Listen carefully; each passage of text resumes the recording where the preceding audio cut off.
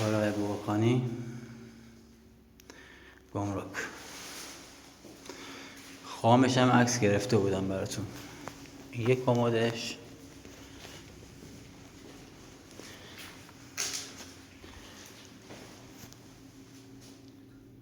این کمد دوم،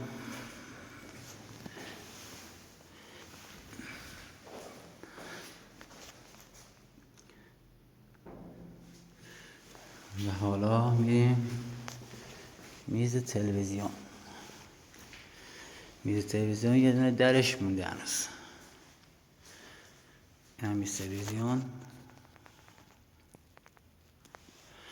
چوب ترمو اعلال شده. حالا کابینت.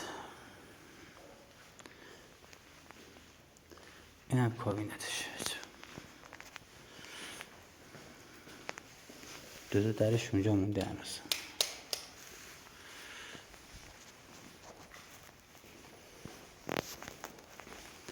این کابینتش، بغل یخچال کافه بار، دور یخچال قاب، ارتفاع 110، بوفه. اینجا در فرملس میخوره، مشکی. کار قشنگی شده، مشکی با تره چوب بلوط. این دو درش فهمونده. اینم قاب دورش، اینم کافه بارش. فارسیاشو نگاه کنین.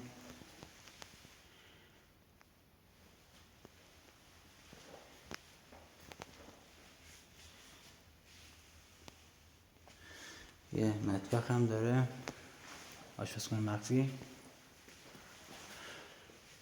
این آشپزخونه مخفیش. این جای هود، آبچکان،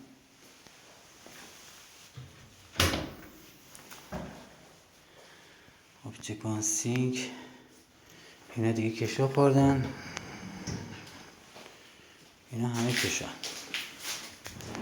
این هم کشو.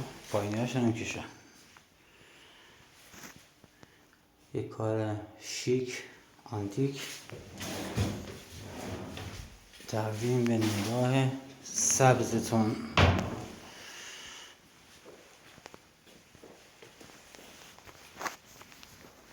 اینم بنده، پدرم در آمد. یه چیزی بهتون نشون بدم.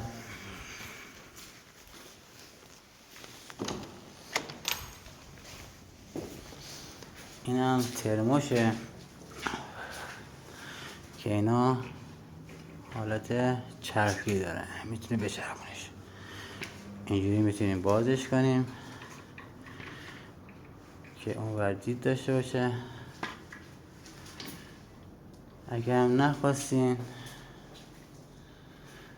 میتونیم ببندیمش.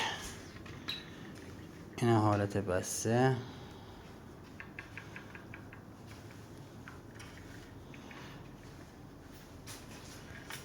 اینو با پیچ دستگیره این حالتش کردم، با پیچ 4 سانت دستگیره. این هم این کارش. رو شیشه هم یه چوب ترمو میخوره تا دیوار، خوشگل میشه.